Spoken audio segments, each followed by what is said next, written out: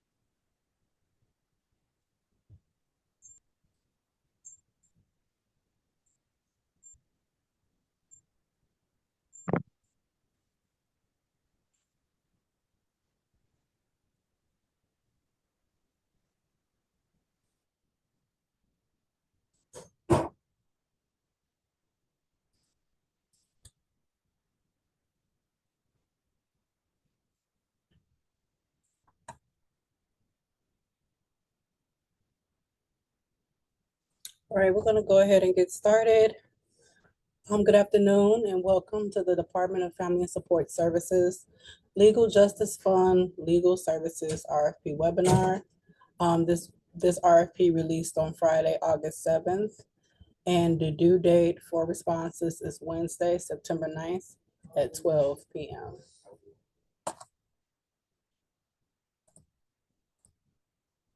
Just a few housekeeping rules. Due to the volume of participants, everyone has been placed on mute.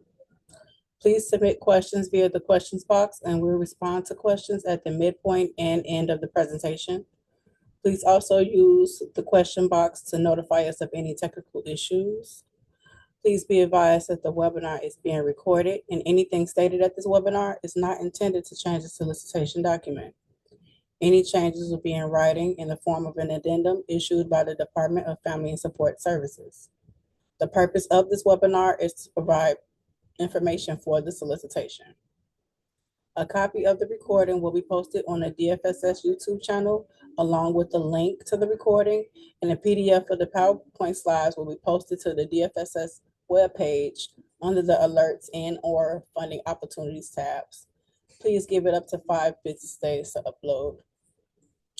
DFSS retains the right to share a list of registrants to this webinar, along with their contact and organizational information at our discretion. At this time, we're going to introduce the Human Services team. Thank you, Jillian. Hi, everybody. So happy that you all are here today. My name is Sarah Neismer. I am the project manager that has the pleasure of working with those that are going to be leading the Legal Justice Fund Legal Services. And I will pass it over to Courtney Palmore. Hi, everyone. I'm Courtney Palomore. I also am on the Human Services team. Thank you all for being here, and I will pass it over to Jillian. Thanks, Courtney. My name is Jillian Black. I am the Procurement Proposal Coordinator here at DFSS. Now that we've done the introductions, we will now go through the purpose of the purpose of the RFP. The background information about the scope and the program description, the selection criteria, timeline, technical assistance for applicants in e-procurement, and then one last round for questions. So with that being said, I will pass it over to Sarah. Great. Thank you, Jillian, so much. And thank you guys again so much for being here. I want to start by saying that some of these slides have a lot of words on it, you guys. I am going to read slides word for word that I want to make sure there's information in there that you hear. And then some of these slides I may sum up. But again, as Jillian said, this will all be located online for you. So if there's anything you want to go back and watch or listen to, you can do that later. So we're going to go ahead and kick off. Purpose of this RFP, guys, the purpose of the Legal Justice Fund Legal Services Program is to remove barriers that come with criminal record by providing free legal services, including expungement and record sealing services to system-impacted youth and adults in Chicago. So this particular RFP is going to focus on the needs and challenges associated with having a criminal record. The primary component of this program involves providing legal services to clients, including consultation and direct representation for specific legal matters. Continuing on with the purpose, guys. So the goal of the overall Legal Justice Fund is to ensure that Chicagoans have access to education and legal aid services to help alleviate those barriers that we were talking about, such as employment, housing, education, and the consequences of those convictions. We're going to talk about it a little bit later. This RFP is just to talk about the legal services. The education portion we will mention here in a bit. Under the Legal Justice Fund Legal Services Program, legal matters are limited to representing clients post-adjudication deposition for juvenile expungement, adult sealing, cannabis expungement, resolving certain warrants for clients seeking other eligible covered services, such as applies only to warrants for nonviolent misdemeanors. Legal assistance related to post-conviction record relief, including interpretation and navigation of the Illinois Clean Slate Act, eligibility assessments, and guidance on available pathways to remove or mitigate those barriers. And then, of course, other criminal and severed record release for adults. And again, guys, just the overall goal, what we are really hoping as we go through the years of the Legal Justice Fund is that we have an increased access to employment, stable housing, and educational opportunities for those that seek relief through expungement and sealing. Through the legal services and the outreach and education, this is the goal that we are working towards for Chicagoans. A little bit of background, guys. I am in this room full of advocates, community workers, boots on the ground. So we don't need to go too much into the background of why this program is important, but we will just say we know criminal record remains one of the most significant barriers to economic mobility in the United States, and being able to access employment, housing, education, public benefits. In Illinois, it is roughly estimated that 11% of those eligible for record relief have received it, which means 89% of eligible residents still continue to face barriers, which we hope through Legal Justice Fund will help with that. So current state and priorities for improvement, guys. The Legal Justice Fund kicked off in 2017 as the Community Justice Initiative. And as we are heading into our 9th year of this program, DFSS remains committed to this program and recognizes that one of the most comprehensive ways to assist residents with their legal needs is to fund attorney-led efforts and help them navigate this criminal legal system for our residents.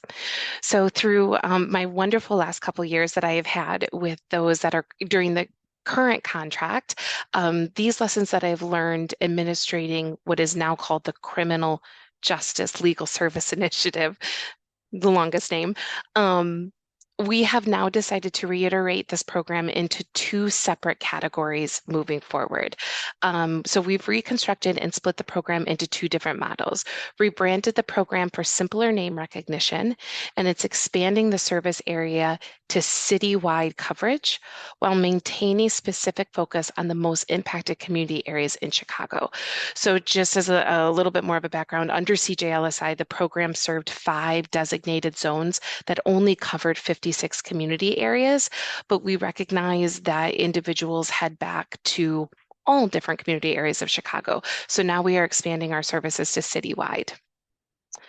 And then also the new iteration of the program will be known as the Legal Justice Fund, and we'll have the Legal Justice Fund outreach and education components. And then there will be the Legal Justice Fund legal services components, which is what we're here talking about today. We can go to the next slide, Jillian. Thank you. We also want to talk about and make sure that we highlight the expansion on the Clean Slate Illinois education and outreach. So in coordination with the delegate agencies or agency that is awarded the Legal Justice Fund Outreach and Education contract. Legal Justice Fund will place an increased emphasis on educating Chicago residents about the Illinois Clean Slate Act and their available criminal record relief opportunities. So outreach and education efforts will provide residents with clear, accessible information regarding clean slate eligibility and the type of records that they may automatically qualify for, but we know that some of those will be excluded. So it's really helping residents find the best pathway for them. In addition to the legal services helping with that, the outreach and education agencies will also be helping with that. All right, guys. So as we mentioned, eligibility for these services, it's open to all residents in the city of Chicago, with a priority on the community areas representing a larger share of the impacted of returning residents, which is Chicago South and West Side communities. As we have mentioned, to help reach these eligible populations, there is also another current RFP that is open, the Legal Justice Fund Outreach and Education Services, with the goal to increase the community awareness, engagement, and access the expungement and record sealing services, basically a referral pathway from outreach and education to being able to work with those awarded the legal services contract. Through Know Your Rights workshops, Clean Slate community awareness, and then of course, just outreach and direct referrals. Sorry guys, this is just kind of re-highlighting what we want to make sure everybody understands is the program requirements. DFSS is soliciting qualified organizations to provide legal services under Legal Justice Fund with targeted focus on youth and adults living in community areas representing a larger share of impacted residents. And we can go to the next slide, Jillian. Great. So what does that mean? What does that exactly look like? So legal assistance activities will include under the Legal Justice Fund, intake, interview, and clarification of legal questions, legal research on behalf of client, prepare and filing notices, petitions, and orders if applicable, educating individuals on their legal rights, representation in court and in hearings by a licensed attorney at law, a trained paralegal, and or a law student, and advocacy to secure needed and entitled benefits. So as clients are screened for criminal legal services, we acknowledge that some clients may need assistance with additional civil issues.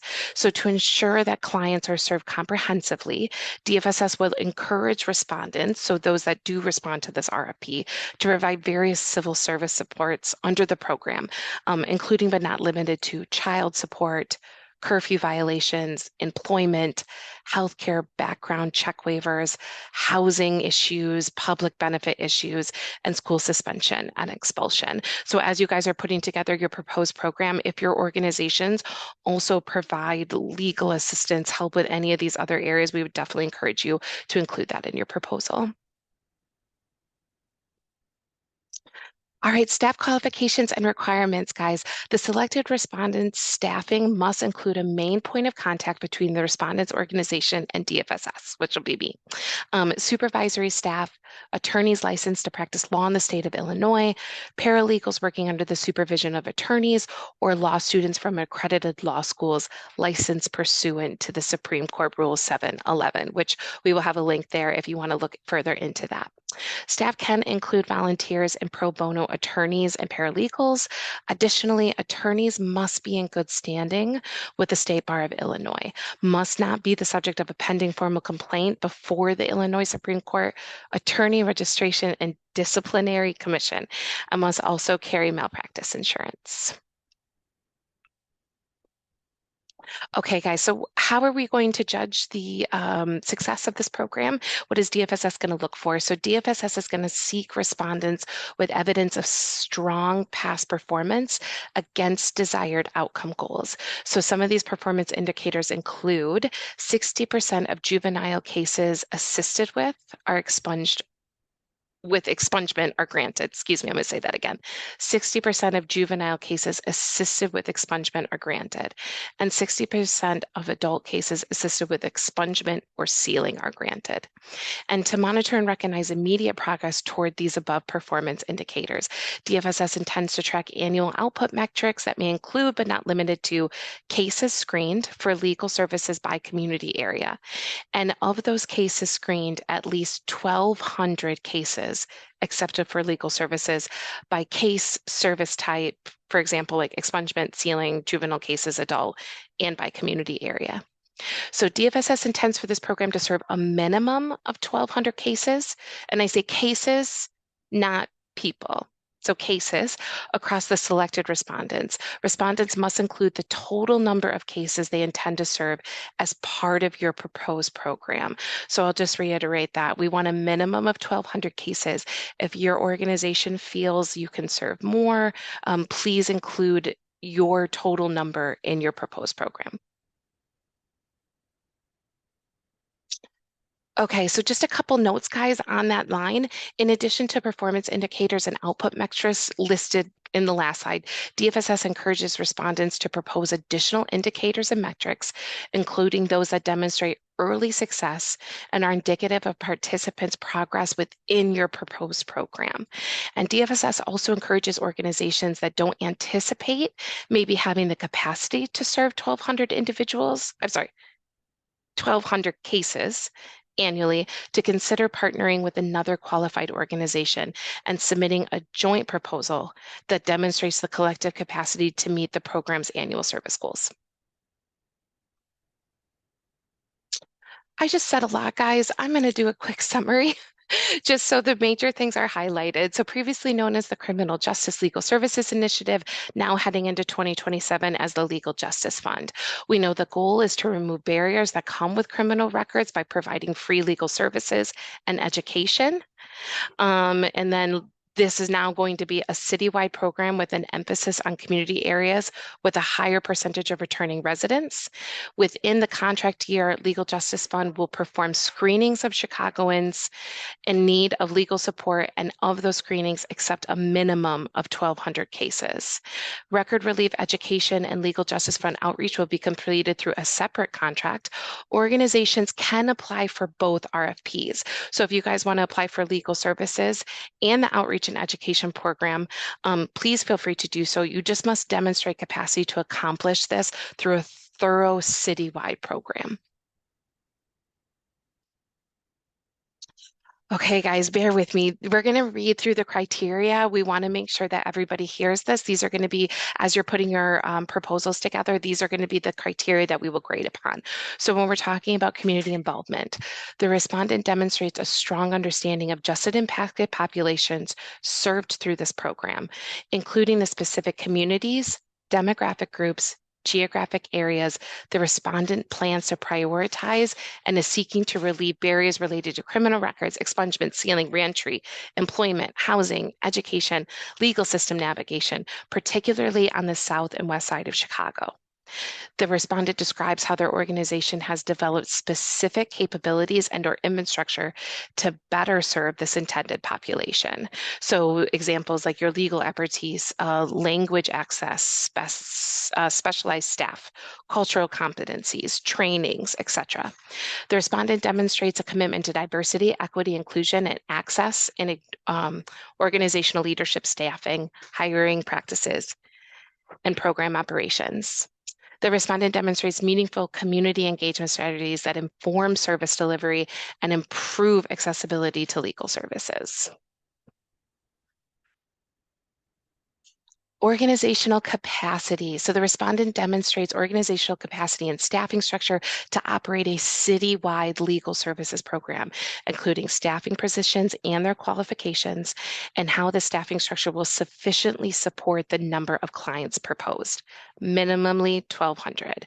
Respondent should include program staff, legal staff, program oversight, supervision, and general management, and include any strategy and timeline, if any, for recruiting, onboarding, and retaining qualified personnel necessary to implement this proposed program. So if they're not already on your staff, you will include a timeline of how you will go about that hiring process.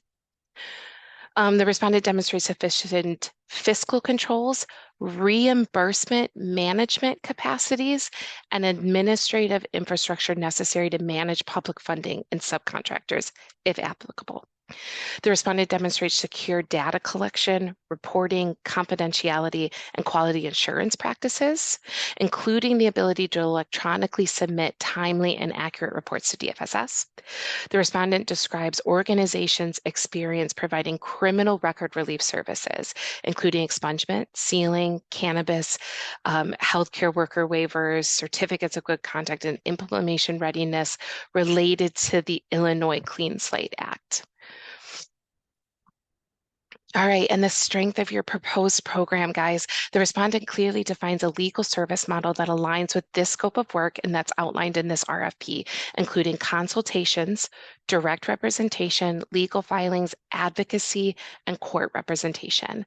The respondent clearly defines evidence-based, research-informed, or promising practices that informed this proposed program model. Include any relevant research, evaluations, best practices related to this legal education, outreach, reentry supports, reducing barriers to justice-impacted populations. Respondent demonstrates an effective strategy for identifying, screening, recruiting, and retaining eligible participants citywide. So we do say it does have an outreach and education component separate from the legal services, but we want to ensure within your proposal, we would encourage you to also state how you identify eligible Chicago residents for this program. The respondent demonstrates strong coordination and referral practices to connect clients to wraparound services, which could also include housing, workforce, healthcare, benefits, education, and other supportive legal services. Respondents can provide, given the total funding listed in the RFP, which we'll go over in just a second, an estimated number of clients the organization will be able to accept for representation in the contract year. Performance management and outcome, guys, the respondents demonstrate strong past performance and measurable outcomes, such as tracking and reporting performance metrics, including screenings, accepted cases, case outcomes, client demographics, and for legal services provided to this population. Respondent demonstrates the ability to use data to improve program performance, identify service gaps, and strengthen participant outcomes. Respondent demonstrates experience using disaggregated data to identify and address racial, geographic, gender, disability-related, and/or other disparities in service access and outcomes. So when appropriate, DFSS may use prior performance data already collected by DFSS or a regular relevant intermediary. And then last, guys, reasonable costs and budget justifications and leverage of funds. Respondent demonstrates the fiscal capacity to operate on a reimbursement basis and sustain operations prior to reimbursement payments. The respondent demonstrates reasonable and cost-effective implementation expenses that align with the proposed scope of work, staffing plan, recruitment targets, technology needs, and client support services. Okay, guys, so attachments just to keep in mind, please update. I'm so sorry, Red should have been deleted. Be sure to attach any reports, studies, or other documentations that show your performance toward reaching these program goals. Be sure to attach resumes for key staff, and be sure to attach your organization's budget when you go to submit your proposal.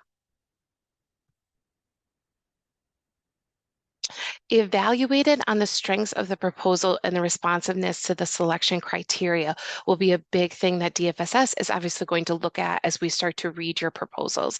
Failure to submit a completed proposal or respond fully to all requirements may make your submission subject to rejection. The commissioner, upon review of the recommended agencies, may reject, deny, or recommend agencies that have applied for grants based on previous performance and/or area need. And DFSS reserves the right to ensure that all mandated services are available citywide and provided linguistically and culturally appropriate manner. Okay, guys, quick timeline, just to make sure everybody is aware. Today is our pre-proposal webinar. Due date to submit any pre-proposal questions. So if you have any questions after this webinar is this Friday at 5 o'clock. Your application, your proposals are due into iSupplier September 9th at 12 p.m. And the program, the Legal Justice Fund program, is due to kick off January 1st, 2027. All right, guys, budget and cost proposals.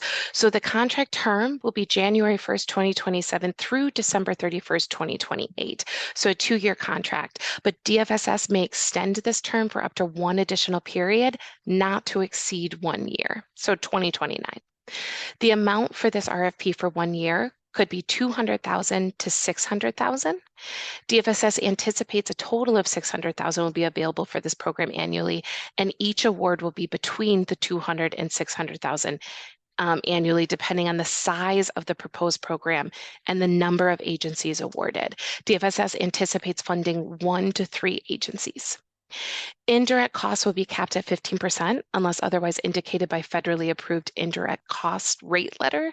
There is no match requirement for this program. And please submit a budget for 1 year, so 12 months of your services. Cost category definitions are attached as budget instructions in every RFP. Be thoughtful and inclusive when developing your budget. Apply for your program's actual costs. We cannot give you more money than what you ask, and use the reasonable cost questions on the application to discuss how you determine costs reflected in the budget. Okay, guys, just a couple common errors we want to make sure everybody's aware of. Fringes, please make sure that you check your calculations. Supplies, these are frequently under or over budgeted for, so please make sure you're looking at your supplies correctly. Client assistance, if there's an appropriate allowable cost, don't forget to include it. Make sure your job description titles and your job description uploads have the same title. Also put a brief description of the job in the budget document itself if you have not discussed it specifically in your application, and put your budget in the appropriate column. Okay, guys, in big bold letters, applications are due Wednesday, September 9th, 2026 at 12 p.m. And I'm going to see if we have a couple questions. We'll take some minutes for some questions, and then I'm going to pass it back over to Jillian. Okay, so first question, what counts as a civil service support? Is that different than providing legal services?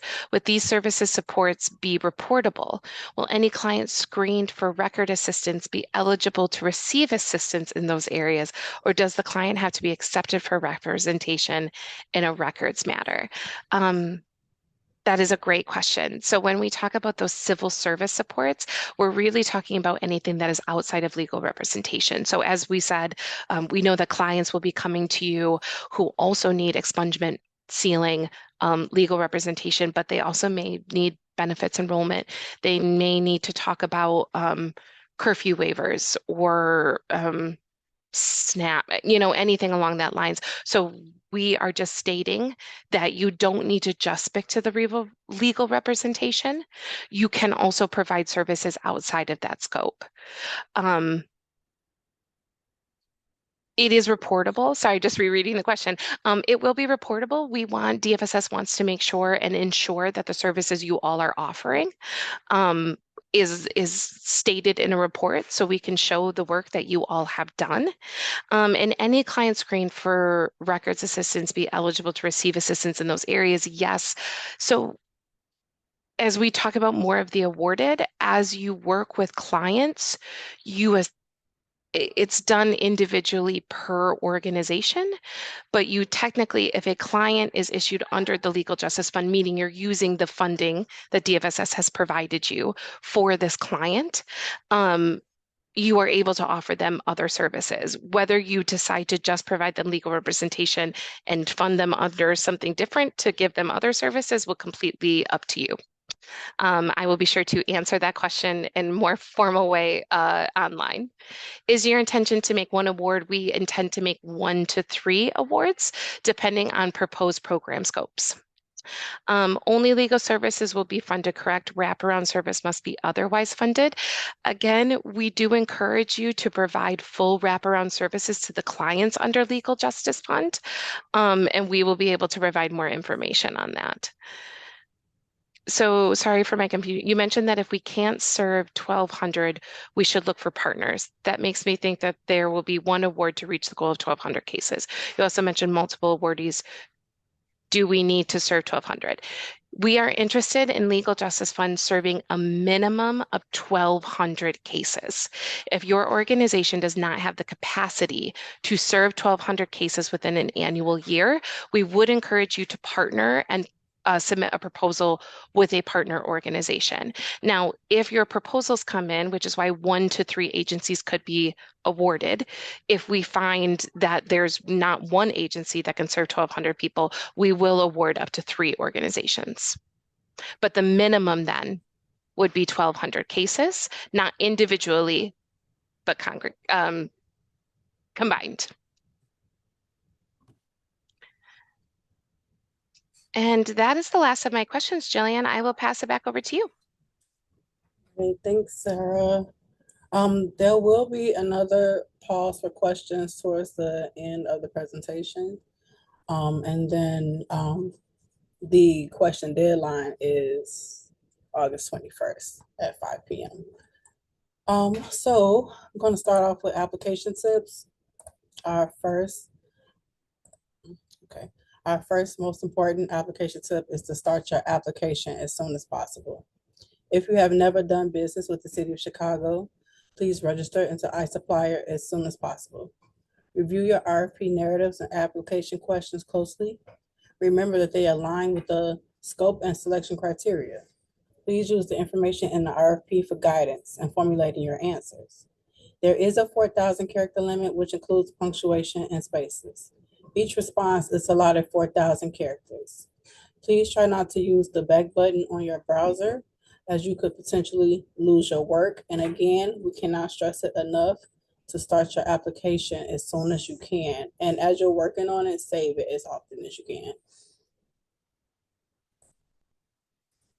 Just some tips for working in e-procurement. To submit multiple applications for a single RFP, applicants will need to set up a unique user account in iSupplier. The e-procurement system is not capable of submitting more than one distinct proposal per associated email address. Therefore, you must use a separate email for each submission. Or you can submit your application and later amend it up until the due date of September 9th at 12 noon. However, we strongly encourage you to avoid the rush and possible mishaps by submitting your application early, and plan on your submission taking approximately 30 to 60 minutes. Please note that late applications will not be accepted, and we also cannot accept applications via email or any other way other than through the e-procurement system. So please keep that in mind. And for assistance, you can make use of the e-procurement hotline. The number is listed here on the screen. You can also email customer support at cityofchicago.org. They are extremely helpful. And as far as the hotline, it operates during business hours only, Monday through Friday, 9 a.m. to 5 p.m. And again, we strongly encourage you to submit your application as soon as possible and save it as often as possible as you're working on it. Just some agency requirements. We require agencies to provide articles of incorporation and any amended articles of incorporation. We also require the IRS affirmation letter for not-for-profit agencies. Please note that the letter must be dated within 60 days of your submission. And this letter can be obtained by calling the IRS directly. Their number is listed on the screen. If you are a for-profit agency, you can submit your original letter from the IRS showing your FEIN number. Your agency's UEI number is required in addition to the central contractor registration. Please provide a copy of the entity overview page on the sam.gov website. And lastly, the certificate of good standing letter with the state of Illinois is required.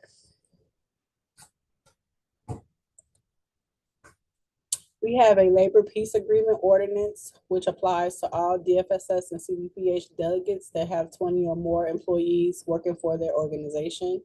The only exemptions are hospitals. Contractor must provide written notice to the commissioner or her designee within 72 hours of becoming aware that employees want to organize or that a union seeks to represent employees. You may ask, what is a labor peace agreement? The labor peace agreement is an agreement between an employer and a labor union that ensures that an organizing drive is not impacted by union busting techniques, including employee retaliation. And in return, they will not strike or stop work in a way that will impact human services.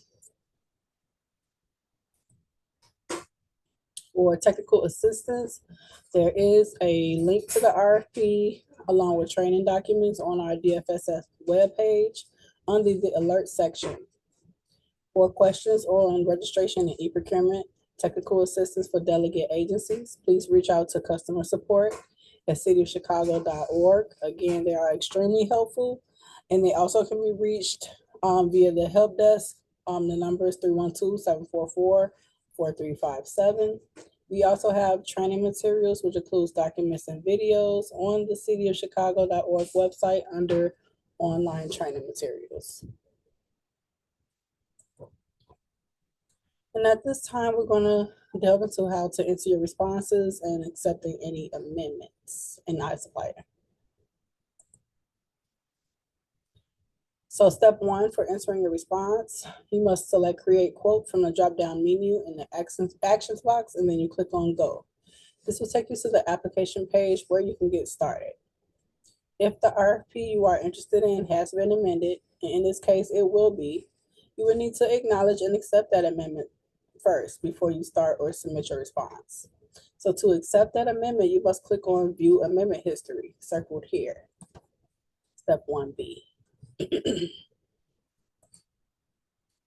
To begin the acceptance and acknowledgement process, please follow these steps after clicking View Amendment History.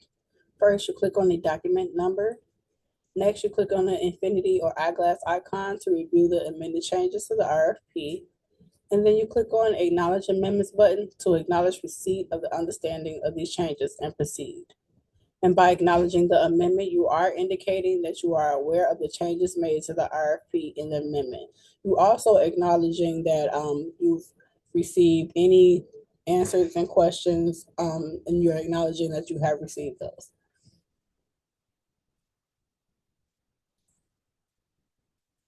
When you get to this screen, you click on the I accept checkbox, and then you click on Acknowledge. Then you click on Yes to indicate that you confirm your acknowledgement of the amendment. Lastly, you click on the checkbox that you accept the terms and conditions, and then you click on Accept to accept them. And that is the final step in acknowledging and accepting the amendment. Now, once the amendment is accepted and acknowledged, you can then move forward with submitting your application, which we'll be going through now. So the first step in submitting your application, when you are ready to submit, meaning that you have answered all required questions, you attach all required documentation, you can start by saving your draft one last time and then clicking Continue. If you are missing information, iSupplier will give you an error message up at the top of the screen, similar to what you see here in this example. And the error message usually directs to something left undone in the application. So in the last example, the error message indicated that the lines had not been completed.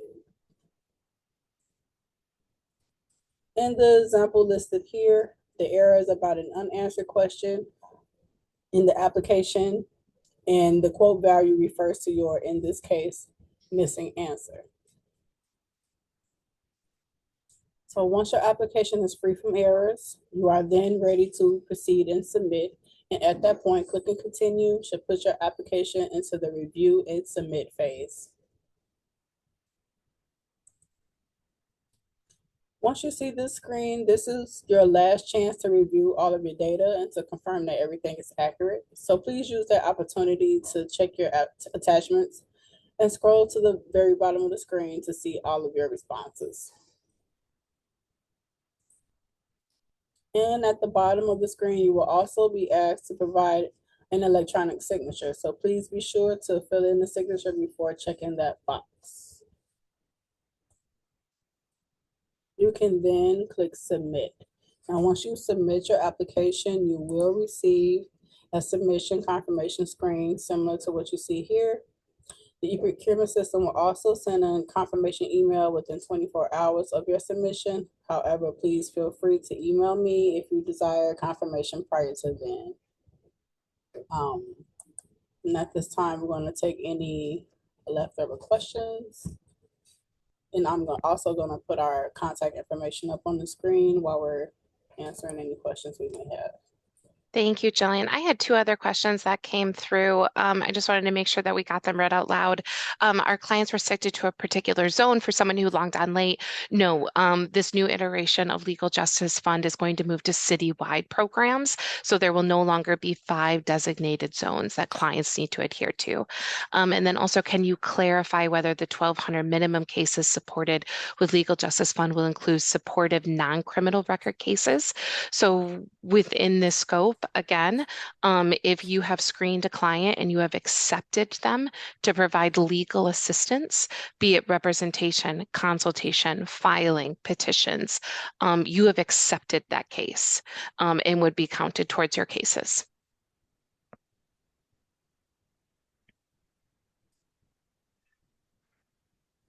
That's all the questions we have at this time. It does. Yes, Okay. that is it. Yes. All right. Thank you all. The question deadline is August 21st at 5 p.m. So you still have time to ask any questions you may think of between now and the deadline. Those questions can be sent to Sarah. Her information is on the screen here. And for any non-programmatic questions, if you're having any iSupplier issues, if you just have any technical issues regarding iSuppliers, those can be sent to customer support at cityofchicago.org. You can also call the hotline. Their number is listed here on the screen. You can also, I can help get in contact with them if need be. My name is Jillian Black. My email is on the screen as well. And you can also reach out to me if you submit your application and you just want to have peace of mind knowing that we have received it. You can reach out to me and I can get that confirmation over to you. With that being said, is there anything you want to add before we close out, Sarah? No, that is it. We appreciate all of you being here today. Thank you so much for listening for our information and have fun putting your proposals together. Thank you all for joining our webinar and good luck. Thank you. Enjoy the rest of your evening. Thanks, Jillian. No problem.